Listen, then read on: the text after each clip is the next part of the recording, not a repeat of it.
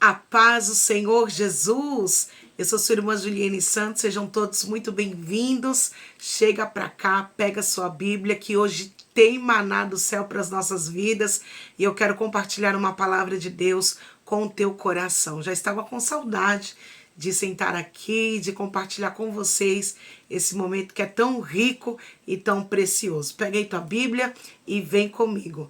Hoje a gente vai meditar aqui, irmãos, no livro de Jó. Livro de Jó, no seu capítulo 1, tá bom? Que vai nos dizer assim a palavra do Senhor. Havia um homem na terra de Uz, cujo nome era Jó. E este era homem sincero, reto e temente a Deus, e desviava-se do mal. Vamos ao versículo 6. E vindo um dia em que os filhos de Deus vieram apresentar-se perante o Senhor, veio também Satanás entre eles. Então o Senhor disse a Satanás: de onde vens? E Satanás respondeu ao Senhor e disse: de rodear a terra e passear por ela. E disse o Senhor a Satanás: observastes tu ao meu servo Jó? Porque ninguém há na terra semelhante a ele, homem sincero e reto e temente a Deus e desviando-se do mal. Então respondeu Satanás ao Senhor e disse: porventura teme Jó a Deus em vão? É muito interessante esta palavra porque nos mostra a fidelidade de um homem que, assim como eu e você, era carne e osso, mas que diante das adversidades ele se manteve fiel a Deus. Eu quero aqui destacar com você alguns pontos interessantes para o nosso aprendizado dentro dessa palavra e que vai edificar a nossa fé. O primeiro deles é: quem era Jó? O primeiro versículo descreve Jó e diz que Jó era um homem sincero. Jó era um homem reto. Ele era um homem temente a Deus. Ele também era um homem que se desviava do mal. Então a gente vê que Jó ele tinha qualidades. Ele tinha qualidades de um servo de Deus. A sinceridade morava com Jó. O temor estava no coração de Jó. Quando Jó se deparava com situações desagradáveis aos olhos do Senhor, ou em meio a situações que pudessem entristecer ao Senhor de alguma maneira, Jó se desviava dela. Então tudo aquilo que aparentava ser mal, Jó saía, ele trocava a rota, ele mudava o caminho. Então nós vemos que aqui, a primeira lição que a gente tira dentro dessa palavra é que o justo, ele também é afligido. Assim como diz lá no Salmos 34, que muitas são as aflições do justo, mas de todas o Senhor o livra. O segundo ponto interessante dentro desta palavra também a se observar é que Jó ele era um homem muito rico, muito próspero. E a palavra descreve que ele tinha uma riqueza em abundância, era o homem mais rico do Oriente. E ainda assim, a sua riqueza não o protegeu, a sua riqueza não foi uma blindagem para que ele não sofresse dano. Muitas pessoas elas pensam, e não era este o caso de Jó, que a sua riqueza e os seus bens materiais os guardam e os privam de passar por provações, por lutas e até mesmo por perdas. Mas a gente entende que a gente é provado por uma permissão de Deus. E que quando Deus decide provar alguém, não importa se esse alguém é rico ou se esse alguém é pobre. Um ponto muito interessante também que essa palavra nos mostra é a felicidade que havia nessa casa e no meio dessa família. Aqui no verso 4 a palavra diz: e iam os seus filhos e eles faziam banquetes na casa de cada um no seu dia e enviavam e convidavam as suas 3 irmãs para comerem e para beberem com ele. Então Jó era um homem completo, porque ele era um homem rico era um homem que não tinha preocupações financeiras, era um homem que tinha uma família unida, uma família feliz. E quando nós analisamos a palavra, diz que Jó, ele clamava a Deus pelos seus filhos, ele levantava pelas madrugadas, ele era um homem de oração, ele era um homem que o pensamento de Jó era o seguinte: talvez algum dos meus filhos tenham errado, tenham pecado, então eu preciso oferecer sacrifícios ao Senhor. Então Jó era um pai que cobria os seus filhos de oração. Mas ainda assim, Jó orando, clamando, sacrificando por seus filhos, por sua casa, isso não impediu que a aprovação viesse ao seu lar. Um dia em que os filhos de Deus foram se apresentar diante do Senhor, a palavra nos diz que também vai Satanás. E o Senhor faz uma pergunta. Então o Senhor disse a Satanás: de onde vens? E Satanás respondeu ao Senhor e disse: de rodear a terra e de passear por ela. E disse o Senhor a Satanás: observastes tu ao meu servo Jó? Porque ninguém há na terra semelhante a ele, homem sincero e reto e temente a Deus e desviando-se do mal. Agora o próprio Deus dá testemunho de quem era o seu servo Jó diante de Satanás, mostrando que Jó era um servo temente, era um servo que se desviava do mal, que mantinha sua vida em retidão. O adversário, irmãos, não feliz com o que escuta, ele contesta e ele diz: porventura Jó teme a ti em vão? Porventura tu não cercastes ele de bens e não abençoaste as obras das suas mãos? Então nós vemos que o pensamento do adversário era que Jó, ele era o que era por conta do que ele tinha, que ele não traía ao Senhor e ele não se voltava contra Deus, ele era fiel por causa dos seus bens, por causa das bênçãos que o cercava. Mas isso não era verdade. Tanto não era verdade que agora o próprio Deus dá uma permissão a Satanás. E a permissão é: vá lá. Pode tocar tudo o que ele tem, mas poupe a sua vida.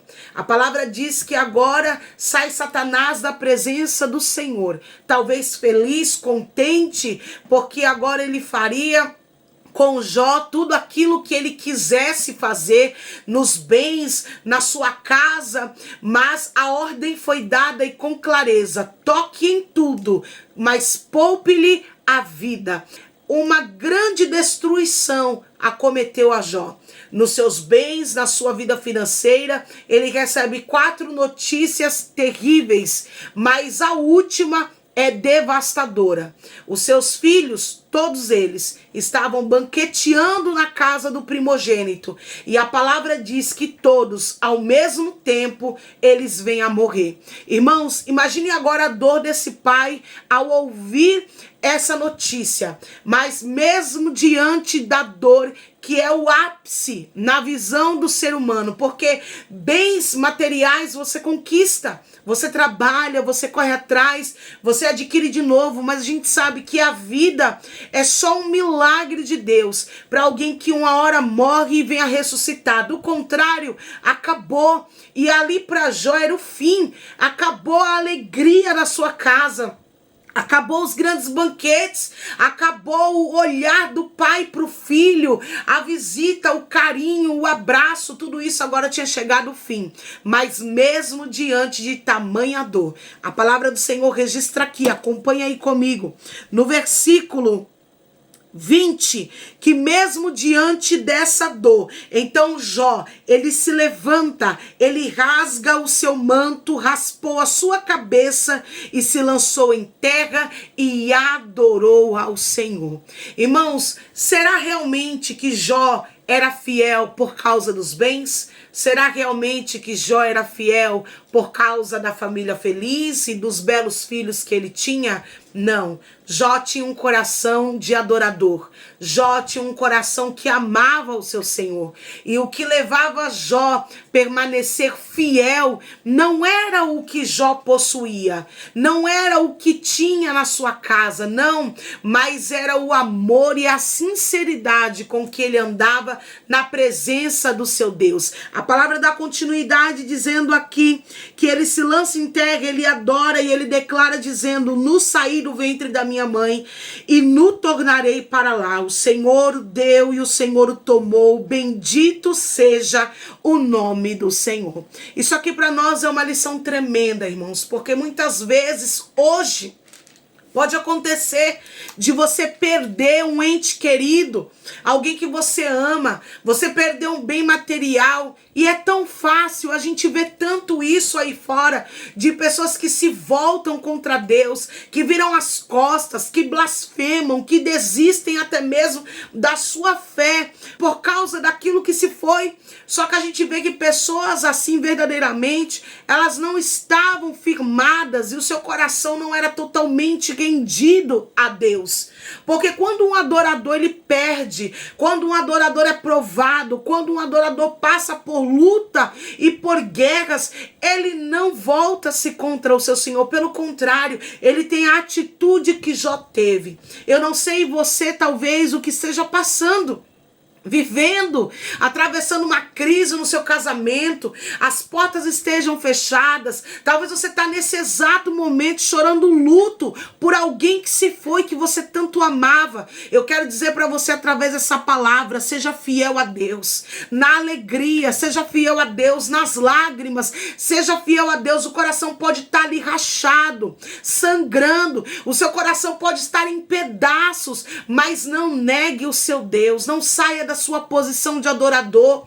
Mostre para o adversário da sua alma que você não serve a Deus pelo que ele pode proporcionar a você, mas pelo que ele é. Nós precisamos entender, irmãos, que Deus é soberano e que sempre ele vai fazer sobre a nossa vida aquilo que é a sua vontade. Nós precisamos parar de tanto questionar a vontade de Deus e entender que o que está descrito lá, escrito em Romanos 12, que a vontade de Deus, ela é boa, ela é agradável, ela é perfeita, é porque ela é, irmãos. Nós não entendemos o amanhã, o nosso futuro, o que acontecerá, como será, mas Deus, que tem o controle de tudo, ele sabe. E hoje as lágrimas que você chora, ela está te forjando, ela está preparando você para o que você vai receber no amanhã. E se você for fiel, você será como Jó, você terá restituição da parte de Deus. Se você for fiel, o Senhor irá dar testemunho de você e da sua fidelidade. Então não esmoreça na sua fé.